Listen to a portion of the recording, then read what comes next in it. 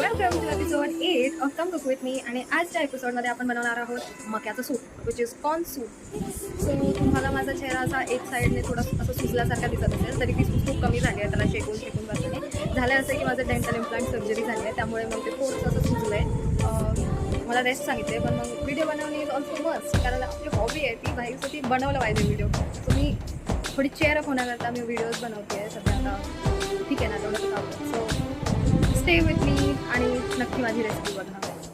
ऐसे डोरे डाले काला जादू नैना काले तेरे में हवाले हुआ सीने से लगा ले मैं तेरा